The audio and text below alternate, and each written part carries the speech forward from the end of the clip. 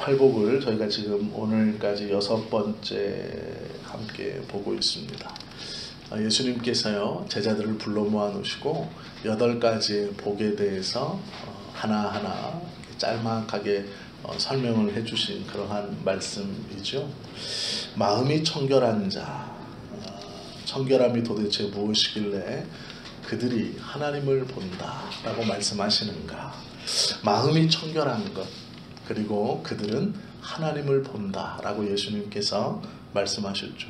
이것은 짧은 구절이지만 매우 여러 가지를 우리에게 생각하게 하고, 또 예수님께서 이 팔복을 말씀하시기 전에 하셨던 말씀들과 이 팔복을 말씀하시고 난 후의 말씀들을 다 합쳐서 오늘 이 말씀을 보면 도대체 마음이 청결한 것과 그것이 무엇이길래 하나님을 볼 수 있다고 이야기하는가.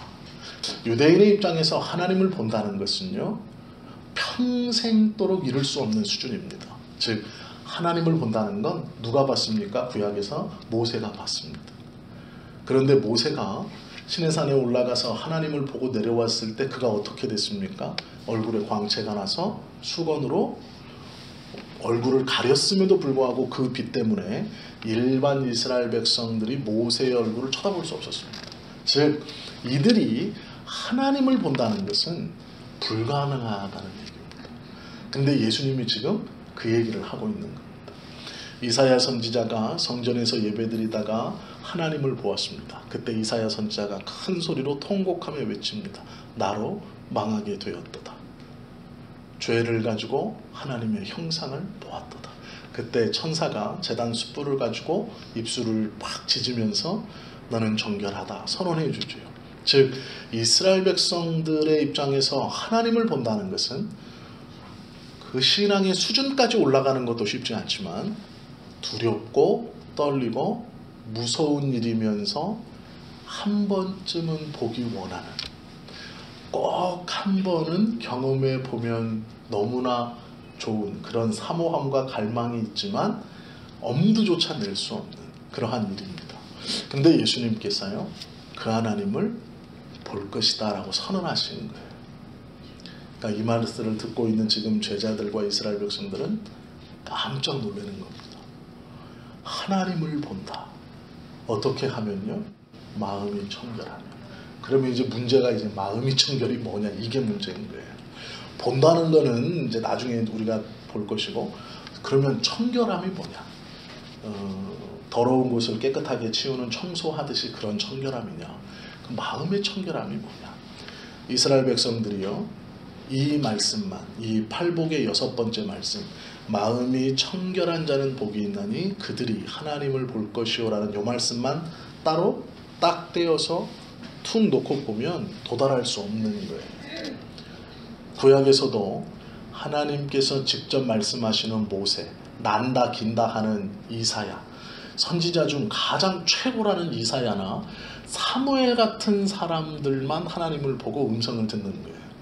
자기들은 절대로 하나님을 볼 수 없는 사람들이었어요. 심지어는 이들은 이 히브리인들의 개념에서 천국이 3000층으로 되어 있었습니다. 이들은 천국을 3000층으로 분리해서 생각했어요. 일반 백성들이 갈 수 있는 천국은 3000층에서 2995층 뭐 이렇게 되는 거예요. 그러면 1층 위에 계시는 하나님은 볼 수 없어요. 천국은 천국인데 내가 그곳에 가서도 하나님을 마주볼 수 없어요. 하나님을 마주보는 사람들은 어떤 사람이에요? 모세와 아론의 직계 후손들이나 노아나 이런 뭐 엘리야나 엘리사 같은 이런 사람들만 하나님을 보는 거예요. 1층에 살면서. 이 사람들의 개념이 그래요. 그런데 일반 백성들에게 지금 예수님께서 하나님을 볼 것이다 라는 이 선언은 이들이 느끼기에 사모하고 가고 싶지만 신분적 한계 때문에 갈 수 없는, 나의 믿음의 극한까지 끌어올려도 도달할 수 없는 어떤 벽이 쳐져 있는, 사모하지만 도달할 수 없는 절망 가운데 있는 그러한 단계입니다. 그러니까 복잡미묘한 거예요. 마음이 너무나 사모하는 일이고 너무나 귀하고 한 번은 보고 싶은 얼굴이고 두려움에 쌓여있는 얼굴이지만 도달할 수 없는 것이다. 그래서 이것을 떼놓고 보면 조롱거리고 비웃음거리입니다. 즉 예수님께서요, 예수님뿐만 아니라 어떤 선지자라도 어떤 랍비라도 딱 떼어서 마음이 청결한 자는 하나님을 볼 것이다 라고 선언하면 그는 돌을 맞아야 돼요. 도달할 수 없는 것, 즉 이건 말장난이기 때문이에요. 어느 정도 말장난이냐면 이스라엘 사람들이 듣기에는 이런 거죠. 전쟁 중에 두 다리에 총을 맞아서 지금 쓰러져 있는 병사가 있어요. 그에게 다가가서 이렇게 말하는 겁니다. 너 살려면 일어나서 반대쪽으로 달려가면 살아. 이거하고 똑같은 거예요. 두 다리에 총 맞아서 넘어져서 걷지 못하고 있는 그 병사에게 너 살고 싶으면 일어나서 반대쪽으로 달려가면 살아. 내가 방법을 알려줄게. 그렇게 하면 산다니까 라는 말하고 똑같은 거예요. 즉 이게 조롱 비슷한 말입니다. 비꼬는 비아냥에 비슷한 말이에요. 몰라서 못하냐? 이런 거죠. 그런데 지금 이걸 예수님이 말씀하셨거든요. 이스라엘 백성들이 그런데 이 말씀을 받아들일 수 있는 조건과 여건이 있었어요. 그게 왜 그러냐면 예수님께서 이 팔복의 말씀을요, 6번째 것을 제일 처음에 말씀하셨다거나 뚝 떨어뜨려서 말씀하신 것이 아니라 8번째의 8가지 복 중 6번째에 두셨기 때문이에요. 이게 무슨 얘기냐면 첫 번째 선언해 주신 그 첫 번째 복부터 지금 이 말씀을 듣고 있는 유대인들은, 제자들은 첫 번째, 두 번째, 세 번째, 네 번째, 5번째까지 왔다면 이 6번째의 복도 받을 수 있는 상태가 된다는 걸 알아요. 즉 무엇이냐? 쉽게 표현하면 앞에 것을 들었기 때문에 첫 번째 복부터 쭉 들었기 때문에 이 6번째 복이 마음에 들어오는 겁니다.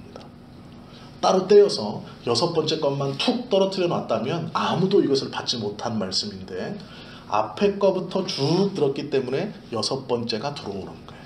이해가 되는 겁니다. 아, 그렇구나. 청결함이 무엇이구나라는 것을 유대인들은, 이스라엘 백성들은, 예수님의 제자들은 이해할 수가 있게 되는 거예요. 우리도 마찬가지죠. 마음의 청결이 그럼 뭡니까? 라고 했을 때 따로 떼어서 생각하시면 안 되고요. 첫 번째 복부터 쭉 생각하시는 거예요. 자, 제가 한번 읽어드릴게요. 보세요. 첫 번째 복은 이렇게 시작합니다. 심령이 가난한 자는 복이 있나니 천국이 그들의 것이며 애통하는 자는 복이 있나니 그들이 위로를 받을 것이며 온유한 자는 복이 있나니 그들이 땅을 기업으로 받을 것이며 의에 줄이고 목마른 자는 복이 있나니 그들이 배부를 것이며 긍휼히 여기는 자는 복이 있나니 그들이 긍휼히 여김을 받을 것이며 마음이 청결한 자는 복이 있나니 그들이 하나님을 볼 것입니다 라고 말씀합니다. 즉 첫 번째 복부터 하나님의 은혜에 대한 가난함, 하나님의 은혜에 대한 갈망, 하나님을 보고자 하는, 율법을 지키려고 노력하고자 하는 그 목마름이 있는 것으로 출발하여 하나님께서 베풀어 주신 천국의 소망함을 가지고 살아가는 사람은 어떻게 되느냐? 자신의 죄 때문에 통하는 자가 되고 그 죄의 용서 때문에 이웃을 보고 온유함을 펼칠 수 있고 또한 그 이웃을 보고 온유함을 바라며 더욱더 하나님의 말씀, 의에 줄이고 목마른 자가 됩니다. 그리고 그 채워짐으로 말미암아 긍휼하는 마음으로 살아갈 수 있는 것이고 결국에는 어떻게 되냐면 마음의 청결함까지도 이루어낼 수 있는 거예요. 즉 앞에 거부터 하나하나 단계를 밟아서 온 사람은 이 마음의 청결함도 하나님의 은혜로 이룰 수 있는 것이죠. 그것을 우리가 지금 천천히 좀 배워보려고 합니다. 마음의 청결, 이것은 어떻게 할 수 있느냐? 먼저는요, 자기의 상태를 인식하는 영의 빈곤이 있어야 합니다. 이것이 첫 번째죠. 이것이 무엇이냐면 심령이 가난한 상태입니다. 즉 나 혼자서 내가 누구인가를 인식하는 거예요. 나의 죄성과 나의 허물과 나의 부족과 나의 연약함을 아는 것이죠. 그것을 통해 영적인 빈곤을 통해 그 상태의 심각성과 절망적 모습으로 인하여 일어나는 통회, 즉 내 안에서 나의 인간적인 것들을 들여다보게 되고 그 인간적인 것들 때문에 가망 없다는 것을 알게 되고 그것을 내 스스로 또한 떨쳐내고 해결할 수 없다는 마음이 우리 안에 들었을 때 그것을 기도해야 되고 의에 대한 갈망이 일어나는 것이죠. 그 의에 대한 갈망이 일어날 때 하나님이 그 의로 다가와 주시는 겁니다. 그래서 우리 안에 평안함이 생긴다라는 것이죠. 우리가요, 이 팔복의 말씀은 첫 번째 말씀부터 차례대로 연결되어 있다는 것을 기억하셔야 돼요. 이것이 중간에 툭 튀어나올 수 없습니다. 무엇인가 하나가 순서를 바꾸어서 일어날 수도 없어요. 이 팔복의 말씀은 첫 번째부터 하나하나 연결되어서 거의 동시적으로 일어나는 하나님의 은혜이며 성화의 과정입니다. 즉 우리가 하나님의 말씀대로 살아가면서 나의 영혼이 믿음의 길을 걸어가면서 일어나는 성화의 과정이에요. 이것이 어떤 이는 한꺼번에 동시적으로 일어나는 것처럼 급박하게 일어나기도 하고 어떤 이는 이것이 천천히 일어나기도 합니다. 그러나 맨 끝 하나님 앞에서 이룰 수 있는 영화, 흠이 없고 티가 없이 온전한 그 영화를 이루기 위해 걸어가는 우리의 믿음의 삶에서 성화가 일어나는 단계가 이 팔복입니다. 저와 여러분은요, 참 감사하게도 예수 그리스도의 십자가의 은혜를 믿는 것으로 말미암아 이것을 이룬 겁니다. 그런데 이제 이걸 성경적으로 확신하고 또 성경적으로 체계를 잡고 있는 것뿐입니다. 그래서 우리 안에 하나님 나는 이렇게 살지 못했습니다라고 회개하는 것은 좋은 것이나 나는 하나님 아직 이것 심령이 가난함, 애통함, 온유함, 의의 주림, 긍휼히 여김, 마음의 정결, 화평, 의를 위하여 이것들을 하지 못하고 삽니다 라고 회개하는 것까지는 좋으나 구원에 대한 확신이 흔들리면 안 되는 겁니다. 즉 우리는 이미 이것을 받았지만 학문적으로 지식적으로 이것을 이해하지 못하고 습득하지 못했기에 뭔지 모르는 것뿐이에요. 즉 우리는요 이미 이 복을 다 받은 사람들입니다. 그러기에 주님의 말씀을 들을 때요 우리가 그렇구나 하면서 나의 머리가 팡 터지는 기분이 들고 마음에 무엇인가 맺혔던 것이 시원하게 내려가는 느낌이 든다면 그것이 무엇이냐면 내가 이미 경험했던 하나님의 은혜의 상태인데 그것이 무엇인지 몰랐다가 말씀을 들으면서 깨닫게 될 때에 느끼는 감정이라고 보시면 됩니다. 즉 그것은 나에게 새롭게 부어지는 은혜가 아니라 이미 받은 은혜가 무엇인지를 알게 될 때의 상태입니다. 그 상태가 나의 영혼이 주님의 말씀 앞에서 자유하게 되는 상태, 즉 마음에 무엇인가 뚫리는 것 같고 묵은 것이 내려가는 것 같고 머리가 빵 깨져서 터지는 것 같은 그러한 체험은요 새로운 것을 받은 게 아니고 우리가 이미 경험한 것이 성경에서 이렇게 말씀하시구나 라는 것을 깨달았을 때에 느껴지는 상태입니다. 우리는요 새롭게 받는 것은 없어요. 왜 그러냐면 예수 그리스도의 십자가 상에서 그 십자가를 믿음으로 고백할 때 이미 우리에게는 그 은혜가 다 주어졌습니다. 그래서 그렇게 기뻤고 그렇게 눈물이 났고 그렇게 감사했던 거예요. 그런데 그것이 무엇인지 모르고 자각하지 못하면서 그 은혜들을 망각하고 잃어버리게 되는 것이죠. 말씀을 통해서 우리가 받은 은혜가 얼마나 큰 것인지 어떠한 것인지를 알게 될 때 우리의 영은 그것이 무엇인지를 알게 되어 기뻐하며 노래하는 것이고 우리의 마음이 그 깨달음으로 인하여 즐겁게 되고 평안하게 되고 자유하게 되는 것이죠.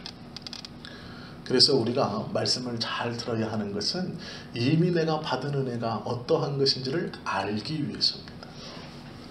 예수님께서 십자가에서 우리에게 허락해 주신 은혜는 새로운 것이 아닙니다. 날마다 무언가 더해질 만큼 부족한 것이 아닙니다.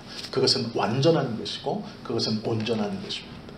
우리가 그것이 무엇인가를 배우지 못하여 깨닫지 못하고 느끼는 답답함일 뿐이죠. 그러기에 저와 여러분은 이미 이 놀라운 은혜를 다 받으셨습니다. 깨달으며 느끼는 기쁨만이 있을 뿐이죠. 하나님, 나는 은혜를 부족하게 받았었습니다. 아닙니다. 하나님이 우리를 구원하시면서 베푸신 은혜는 너무도 귀하고 놀라운 거예요. 이미 우리는 그것을 다 받고 경험한 자지요. 그러나 그것이 무엇인지 몰라서, 그 은혜가 얼마나 깊은지 얼마나 귀한 것인지를 몰라서 알지 못하고 있었던 것 뿐입니다. 오늘 그 중에 하나인 마음의 깨끗함, 그것을 좀 보려고 합니다. 제가 왜 이런 말씀 드린 적 있어요? 하나님은 세상은요, 술을 마시고 범죄를 저지르면 감형을 해줘요. 왜 그러냐면 자기 의식이 또렷하지 않다. 그래서 죄를 죄로 인지하지 못하고 죄를 범했다. 그러기에 감형해 줍니다. 그게 세상입니다. 그리고 그게 법에 명시되어 있어요. 그래서 인지 능력이 떨어지는 아이들이 범죄를 저지르면 용서해 주게 되어 있습니다. 이게 지금 남용하는 아이들도 있지만 촉법이라는 게 있어요. 촉법. 만으로 13세 이하의 어린아이들이 범죄를 저지르면 부모 밑에서, 교도소에 보내지 않고 부모 밑에서 훈육을 하게 되어 있습니다. 이게 법이에요. 그래서 13세 이하는요, 범죄를 저질러도 죄의 처벌을 받지 않아요. 이게 촉법입니다. 그런데 강력범죄를 제외하고 일반적인 범죄를 저질렀을 때는 그 죄에 대해서 성인과 같이 취급하지 않아요. 이유는 하나입니다. 아직 자신의 자아와 이런 윤리와 도덕, 법 개념이 쓰지 않았다라는 이유예요. 그래서 세상에서는요, 알지 못하고 짓는 죄인을 좀 가볍게 해줍니다. 알고 짓는 죄인을 더 무겁게 해줘요. 너 이거 죄인지 알고 지었지? 고의로 지었지? 그러면 너는 가중처벌을 받아야 돼 하고 세상에서는 땅땅 그래요. 그런데 하나님은 좀 반대라고 제가 말씀드렸어요. 하나님은요, 모르고 죄 짓는 사람은 이게 어떻게 방법이 없어요. 알고 죄 짓는 사람은 돌아올 가능성이 있기 때문에 하나님이 눈여겨보시지만, 모르고 죄 짓는 사람은 방법이 없어요. 그게 죄인지도 모르고 계속 짓는 거예요. 그런데 그 말씀이요, 욥기에 보면 나와요. 욥기 14장 4절에 뭐라고 되어 있냐면, 깨끗한 것이 더러운 것에서 나온다라는 말씀이 있어요.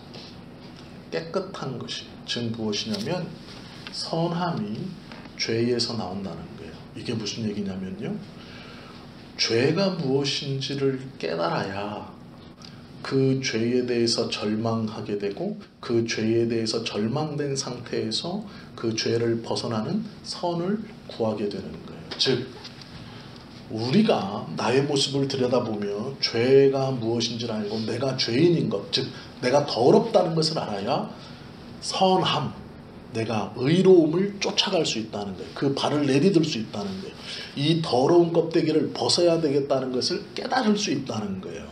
그래서 성경은요, 깨끗한 것이 더러운 것에서 나온다라고 말씀하고 있어요. 이 말씀이 그런 말씀입니다.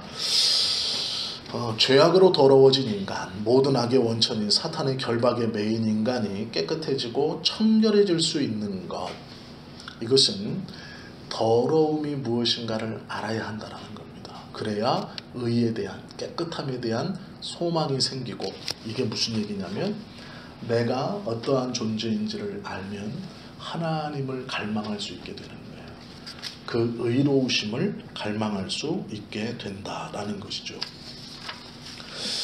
순결을 향한 갈망은요, 일상생활에서 무수히 억압받고 좌절당합니다. 시편 51편에 보면 다윗이 이렇게 기도합니다. 하나님이여, 내 속에 정한 마음을 창조하시고 내 안에 정직한 영을 새롭게 하소서. 즉, 깨끗해지고 정결해지고 하나님 싶습니다. 그런데 나의 환경과 여건은 나를 더럽히고 나를 불의하게 하고 하나님의 은혜에서 떨어지게 하고 그 은혜를 바라보지 못하게 합니다라는 거예요.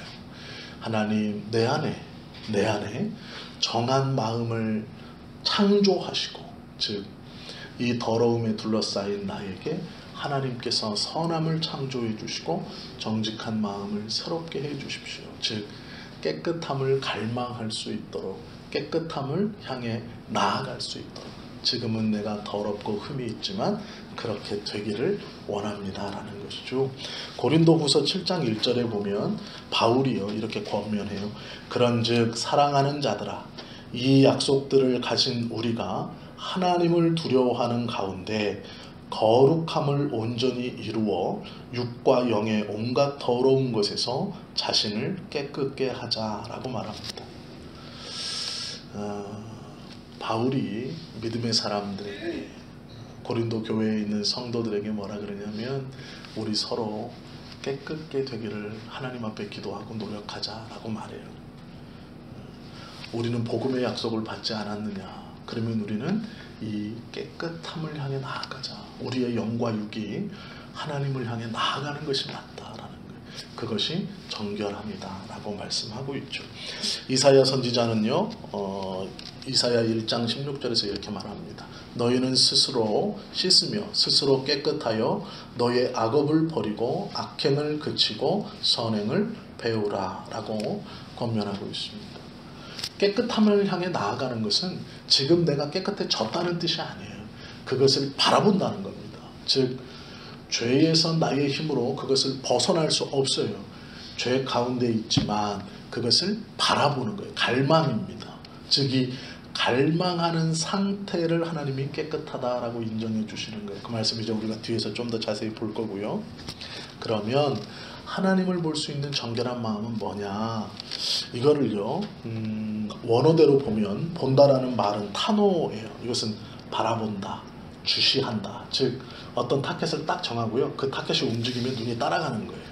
이걸 이제 히브리어에서 본다, 타노라고 부르는 단어인데요.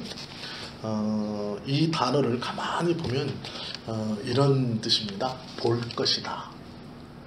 아직은 보지 못해요. 그런데 볼 것이다 라는 말이에요. 즉 우리말로 바꾸면 마음이 정결한 자는 하나님을 볼 것이다 이렇게 말씀하시는 거예요. 지금 보고 있다는 게 아니고 타겟은 정했는데 안 보여요 아직. 그런데 미래에 볼 것이다 라는 뜻이에요. 즉 마음이 정결한 자, 죄악의 자리에 있지만 의를 갈망하는 자, 하나님 내가 정결케 되기를 원합니다 라고 기도하고 갈망하는 그 자는 하나님을 볼 것이다 이렇게 말씀하는 거예요.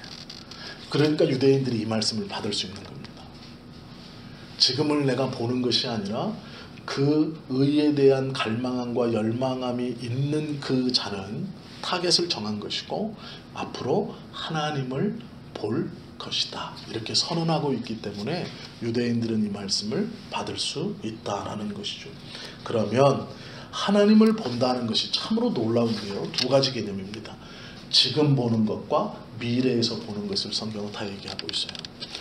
볼 것이라고 했는데 볼 것이라고 한 거는 미래 아닙니까? 그런데 참으로 이 놀랍게도요, 예수님께서 말씀하신 이 단어는요, 현재에는 흐릿흐릿하게, 즉 이런 겁니다.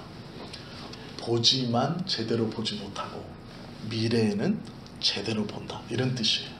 즉 지금도 봐요. 보는데 이거를 누군가가 저게 하나님의 의다라고 알려줘야 아 라고 깨닫는 거예요. 그러니까 내가 지금 뭔가를 보고 있어요. 그런데 저게 그랜저인지 티콘지 뭔지 모르겠어요. 보기는 보여요. 그런데 누가 나한테 설명을 해줘야 돼요. 저게 티볼리야. 아, 이해가 되시죠? 뭔가를 봐요. 지금 의를 갈망하는 것으로 내가 보고 있는데, 즉 하나님의 은혜를 내가 지금 보고 있어요. 그 은혜를 경험하고 있는데 이것이 하나님의 은혜라고 누군가 가르쳐주지 않으면 깨닫지 못하는 거예요. 그런데 미래에는 가르쳐주지 않아도 깨닫는다는 것이죠. 이 상태가 볼 것이다 라는 건데요. 빌립이 이렇게 기도했어요. 요한복음 14장 9절에 보면 빌립이 이렇게 말합니다. 주여 아버지를 우리에게 보여 주옵소서 라고 했을 때 예수님이 그 빌립 보고 나를 본 자는 아버지를 본 것이다 이렇게 말합니다. 이때에 본 것이다 라고 말하는 건 두 가지 의미예요. 네가 지금 나를 보고 있지 않느냐, 그리고 아버지를 확실히 볼 것이다 이 뜻이에요. 즉 나를 보는 것은 하나님을 보는 것인데 100% 하나님을 보는 것이 아니라 나의 모습 속에 투영된 하나님을 보는 것이고, 네가 말하는 그 하나님은 이제 볼 것이다라는 거예요. 그러나 나의 모습을 통해서도 하나님을 볼 수 있다, 이런 말씀입니다. 이해가 되시죠? 이걸 제가 지금 설명을 잘하고 있는 건지 모르겠지만 예수님께서 빌립보고 하신 대답이 그 대답입니다. 나를 본 자는 하나님을 보았다라는 것은 네가 지금 보고 싶어하는 그 하나님을 나의 모습 속에서도 볼 수 있고, 그러나 그것은 설명이 필요한 거예요. 하나님의 어떠한 모습인지 어떠한 속성인지 내가 왜 하나님의 형상인지를 설명을 들어야 하는 거예요. 그러한 봄이라면 미래에 보는 그 봄은 설명이 필요 없는 겁니다. 하나님이라는 것을 바로 인지할 수 있는 거예요. 이것을 인지할 것뿐만 아니라 어떠한 의미와 어떠한 뜻과 어떠한 계획이 있는가를 설명을 듣지 않아도 분명히 알 수 있는 상태가 된다는 겁니다. 그런데 우리가 중요한 건요, 하나님을 본다는 것은 오감으로 보는 게 아닙니다. 우리가 시각이나 촉각이나 청각이나 이런 것으로 보는 게 아닙니다. 하나님을 본다라고 말할 때는 우리의 영혼이 하나님과 동행하고 있다는 것을 인식하는 상태입니다. 즉 시각적인 것으로 하나님의 형상을, 머리는 어떻게 생기셨고 눈은 어떻고 입은 어떻고 이런 설명이 아닙니다. 예수님께서 하나님을 본다라고 하셨을 때는 오감이 아니에요. 오감으로 하나님을 보는 것이라면 장애가 있는 사람들은 절대로 하나님을 볼 수 없죠. 이해되시죠? 그러나 예수님의 설명은 오감이 아니에요. 자신의 영혼으로 하나님이 지금 나와 함께 계신다는, 즉 하나님과의 거룩한 교통의 상태를 하나님을 본다라고 말씀하시는 거예요. 이 하나님과의 거룩한 교통의 상태는요, 나만 알 수 있어요. 그 교통을 하는 사람만이 아는 거예요. 옆 사람은 알 수 없는 겁니다. 즉 이것은 내가 하나님 앞에서 의를 갈망하고 하나님을 향해 간절한 마음으로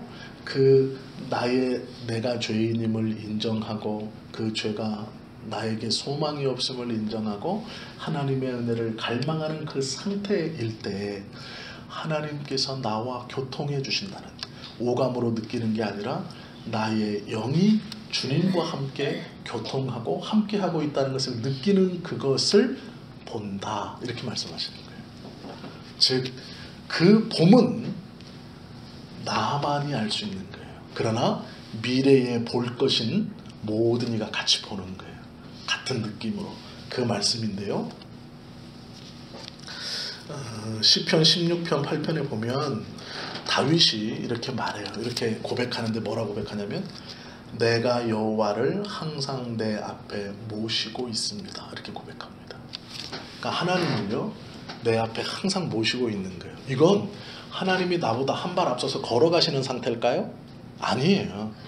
내가 느끼는 거죠. 내가 내 영으로 하나님을 항상 내가 모시고 있는 거예요. 그러니까 그 하나님을 인식하고 그 하나님과 함께 하고 있다는 것을 내 영혼으로 내가 느끼는 거죠. 즉 이 다윗의 시편의 고백, 내가 여호와를 항상 내 앞에 모시고 있습니다라는 것이 하나님을 보는 거예요. 그것을 예수님이 본다라는 단어로 사용해 주시는 것이죠. 즉 저와 여러분도요 하나님을 보실 수도 있고 보시고 계실 수 있어요. 이해되시죠? 내가 주님과 함께 동행한다라는, 나의 영혼이 주님과 함께 동행한다라는 것을 느낄 때, 그러면 이 주님과 내가 동행한다는 것을 어떻게 할 수 있습니까, 목사님? 예수님은요, 하나님은 자신을 어디에 계시해 놓고 계시냐면 자연 만물에도 계시해 놓고 계시고요, 예배 가운데도 계시해 놓고 계시고 사람과 사람 사이에도 계시해 놓고 계세요. 즉 온 천지 만물 가운데 당신을 계시해 놓고 계세요. 그래서 우리가 무엇을 보든 어떠한 것을 하든 그 안에서 그 안에 계시하고 계신 하나님과 교류하고 동행하고 있다는 것은 하나님을 본다라는 거예요. 그렇게 예수님께서 설명하고 있다라는 것이죠.